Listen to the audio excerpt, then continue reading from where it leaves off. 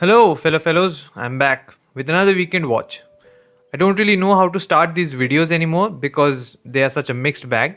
So, I don't exactly know what I'm feeling after watching all the stuff that I've watched. Well, that might be an indicator of A, way too much content that's been pushed out without proper polishing in order to keep people engaged and on the OTT platform that is pushing out said content, or B, I'm losing my mind. Either way, that is where my mind's at, and since I've rambled so much, you all have your intro. Win win. Those of you who are subscribed to this channel and watch my videos, you all know the drill. For those of you who aren't subscribed or are watching my video for the first time, get ready for some disclaimers. I'll keep it short, don't worry. Firstly, sit through the credits. Secondly, beware of spoilers. Thirdly, like and share this video, subscribe to the channel, and let me know in the comments what you thought about the movies and shows that I've talked about, or rather, about to talk about here. Fourthly, yes, I know it's not a word, but I'm going to use it anyway. Go down into the description if you want to skip ahead to some specific review. The timestamps are given there. And fifthly, yes, I know that's also not a word, but I'm going to use it anyway. This video is not a ranking. Okay, on with the reviews. The Witcher, Nightmare of the Wolf, streaming on Netflix. You know when you watch something so good that you just don't have anything to say about it? That's what happened to me in this case. Everything from the animation to the voice acting, the storytelling, the sound design, the art direction, the world building, the editing, the score is just so goddamn perfect that I'm like, yes, it's perfect. I don't have anything to add to it because it establishes everything that it wants to establish perfectly and then reaches their logical conclusion even more perfectly while looking and sounding so goddamn good. That said, here's a hot take. I think this does a better job of saying something than the live action The Witcher show. Don't get me wrong, I love that show with all my heart. I am a Henry Cavill fan.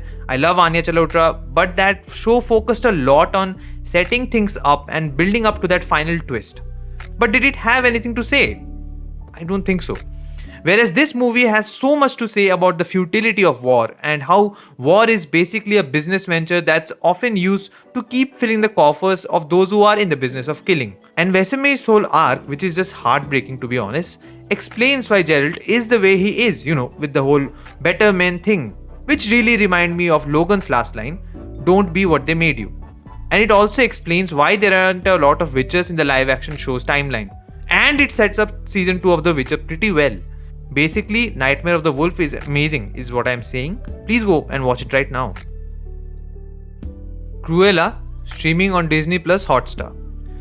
The first thing that I noted after watching this Emma Stone led film is that when does a movie stop being campy and start being just plain bad? I said that because when Cruella released everywhere except India earlier this year, there was a lot of discussion on Twitter about how everyone is misjudging the movie's campiness and are hence labeling it as a bad movie. Yeah, no, I don't think that's the case here. I'm at least 95% sure that Cruella is a pretty bad movie. It failed to evoke a single ounce of emotion in me during its 120-minute long runtime. Yes, I did cringe every time Stone said Cruella. I don't know why, but yeah. This ain't some misunderstood masterpiece. It's just a poorly made film that is targeted at. I genuinely do not know who this movie is targeted at. You see, the 100 Dalmatians movies and cartoons were campy and clearly aimed at children. There's no doubt about that. Cruella has some over the top elements, but then it is trying to be this self serious, edgy, punk rock, award season character drama in the most hollow way possible. I'm sure adults can see through that, and I don't see kids enjoying this. I mean, it's not like I know what kids are watching nowadays, I'm just assuming. And look, there's nothing wrong with being a character drama. But then, what are you trying to say? What is this movie trying to say through its twists and turns and rivalry? I don't know. Also, there's nothing wrong with focusing on a villain. However, the transformation has to be somewhat interesting. Since Cruella is annoying throughout, I just kept questioning why the people who are with her don't just tell her to get the hell out of their life. And the movie never answers that. It just wants you to think that she's supremely awesome. That's why she can't be ignored. Which is a good idea, that is executed horribly. All that said, it has a talented cast doing the best they could have with the material they are given. The costumes, the cinematography, the production design, the sound design, everything on a technical level are great. But they are just wasted on this movie just because the people in the writer's room, the director, and the producers fail to tell a coherent story or convince people why they have made a movie on Cruella. Chapelwaite, streaming on Sony Live. I am a horror fan. I am a fan of Adrian Brody. So I was excited to see these two aspects collide in a show. Did I like the results? With a lot of sadness in my heart, I have to say no. There are a lot of things to appreciate here. The performances are great, especially Adrian Brody's and the kids who play Honor, Loa, and Tane, that is, Jennifer, Serena, and Ian, respectively. The production design, costume design, score, cinematography, set design are great. There's a lot of attention to detail that's going on there. But the story, writing, and direction don't support them as well as they should have. Now, please take my opinion on this with a grain of salt because, firstly, I haven't read the short story by Stephen King that this show is based on. And secondly, Chapelwaite has a weekly release schedule. So I don't know what it is building up to. Maybe by the end, things are going to get so insane that it is going to change my mind and I'm going to love it. But as of now, the build up to that is weak. It is tackling racism, prejudice, religion, and phobias passed down from one generation to another. However, it's all very flaky. On top of that, it is not scary. It tries to be scary, I will give the show that, but I wasn't horrified or scared for a second, which is a personal thing. So, again, grain of salt. Marvel's What If, Episode 3, streaming on Disney Plus Hotstar. Wow, this show just keeps getting better and better. It started awfully with Captain Carter, then they hit it out of the park with T'Challa Star-Lord, and in this episode they are saying what if the Avengers were never formed because someone, I'm not naming any names because spoiler, got their hands on the Avengers Initiative filed and killed the Avengers. By doing so, the episode is basically saying that the universe in which the Avengers were successfully formed should consider themselves very, very lucky. I think it fleshes out Nick Fury and Natasha Romanoff so well, especially Nick Fury. His resilience is just on some other level. And I think that through Loki's ascent, the episode has a lot to say about how democracy can be toppled through diplomacy, instead of, going for a war and killing hundreds and thousands of lives. I don't want to name any names again, but a certain country was recently taken over by a terrorist force. And you can see which country is going in to make diplomatic ties with that terrorist force in order to widen their reach, while obviously raking in shit tons of money and oppressing their own people. I'm just making observations. Another thing that I noted after watching this episode is that when the storytelling is great, you start to appreciate everything around it even more. I mean, look, the animation and the voice work are consistently good, but since I didn't like the storytelling in the Captain Carter episode, I didn't like every other aspect as well. However, since I love the storytelling in episodes 2 and 3, I adore everything that is being used to tell the story. What I mean to say is that tell good stories in the best way possible, and everything around it will be appreciated as much as the story and the storytelling. Reminiscence, available in theaters. Most big budget movies nowadays are either a part of an established franchise or they have been greenlit because the director making it is someone like James Cameron or Christopher Nolan or Denis Villeneuve or Steven Spielberg. But the stars aligned for once to make Reminiscence, which has Lisa Joy debuting as the writer and the director. It features Hugh Jackman, Rebecca Ferguson, Thandie Newton, Cliff Curtis, Daniel Wu, Brett Cullen, Angela Sarafan, and more talented actors. It has Paul Cameron as the cinematographer, and it has the one and only Ramin Djawadi as the composer. That said, it is a boring mess. You can see every dollar of its $110 million budget, I'll give it that. But will you remember any of it? I doubt it. There are people who have loved the film, so maybe there are a lot of good things to take away from it. Therefore, if you have around 2 hours on your hands, go and give it a watch. It doesn't have my stamp of approval, is what I'm saying. Sweet Girl, streaming on Netflix. I don't exactly know what I was expecting from this movie, but I wasn't expecting that. And I don't mean it in a good way. If you have watched the movie, you know that I'm talking about the twist. Now, see, if the story and the storytelling was any good, I think I could have overlooked the bizarreness of it all. But it isn't. The only bit where I felt something was in the scene where Jason Momoa breaks down in the hospital. That's it. The rest is watchable, I will say that. It doesn't do anything interesting with its central conflict, which is corruption in big pharmas. It is a relevant and important topic, I'll give it that as well. However, it oversimplifies things a lot because it has to be an action movie with well choreographed fight sequences and stunts. Still, it's watchable. That said, going back to the point I was trying to make earlier, when your engagement level in terms of watching a movie is at 100%, a bad twist can bring it down to, let's say, 60 or 70%. So you leave the movie with a somewhat alright feeling.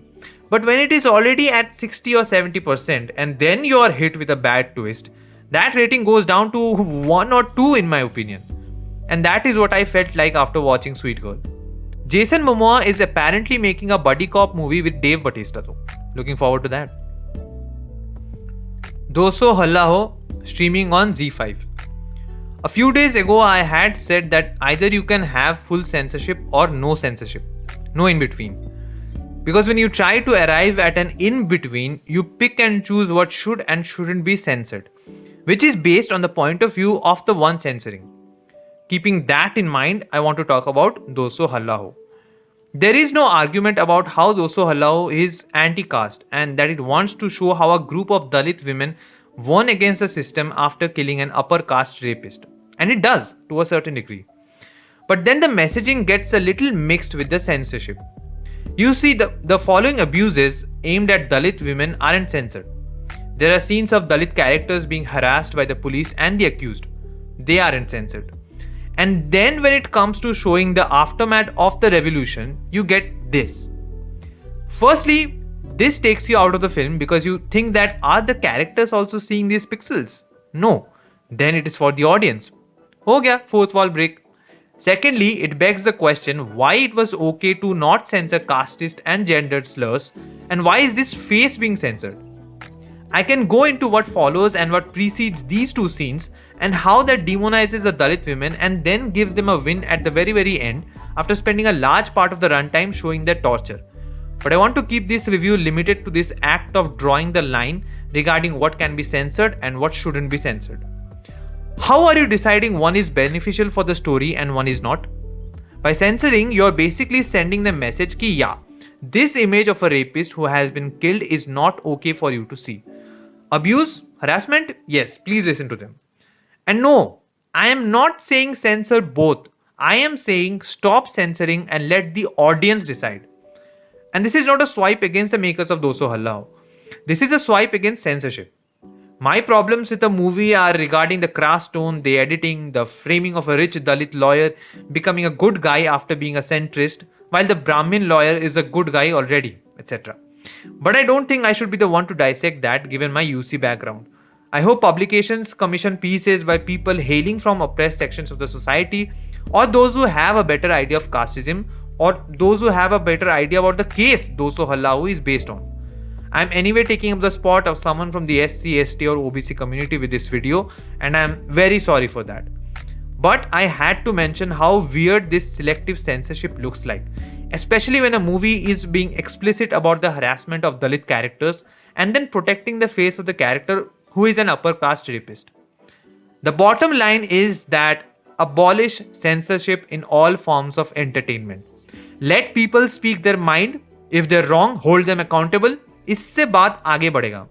And diversify your writer's room so that stuff like this doesn't go unchecked, like it is happening right now. Comedy Premium League Episode 1, streaming on Netflix.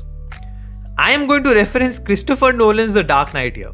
I know that the Comedy Premium League doesn't deserve to be spoken in the same sentence as The Dark Knight, but I am overlooking that part in order to make my point. Which is that with every passing day, the line "you either die a hero or you live long enough to see yourself become the villain" becomes more and more relevant. You just have to replace the words hero and villain with whatever a certain profession is synonymous and antonymous with. Almost every single member in the Comedy Premium League has joked about laughter tracks and the comedy of people like Kapil Sharma, Sunil Pal, Raju Srivastava, etc. I say joked, what I mean to say is that they punched down on them, as if their comedy was better than that of the aforementioned people. And it was, I guess. I mean, I used to enjoy the works of Rohan Joshi and Tanmay Bhatt before they did the bad things that they did in AIB, and I'm not talking about the roast. I watched the stuff that Kenny Sebastian, Adar Malik, Rahul Subramaniam, Kani Surka, Sumuki Suresh, Rahul Dua, and Akash Gupta put out. And I was starting to like Uruj Ashfaq, Prashasti Singh, and Sumaira Sheikh's work. And what are they doing now? The very genre of comedy that they have criticized on multiple occasions. Slow claps भी नहीं देना मेरे को, इतना घटिया लगा. And I managed to watch around 20 minutes of the first episode. The first episode. What I want to say is that अपना foresight का इस्तेमाल करके, if you see yourself doing the same thing you're criticizing right now, either shut the hell up or don't become what you're punching down on. Also, I think it is a wake up call for me to watch stand up comics who have their finger on the pulse of the nation and are saying stuff that's relevant. Instead of the same old, you know the feeling when your Parle G falls into your chai kind of jokes. It should be a wake up call for the comics in the Comedy Premium League too, but जितना मुझे पता है, ऐसे situation में people react very weirdly to criticism. So I won't be surprised if they double down on this, whatever this is. And since so many people are hate watching it, which has taken the show to Netflix India's #1 spot, they will be given the chance to triple down on this with a second season. And that's the list. Which of these have you watched? And what are your thoughts on them? Let me know in the comments. Don't forget to like, share, and subscribe. And as always, stay healthy and stay safe.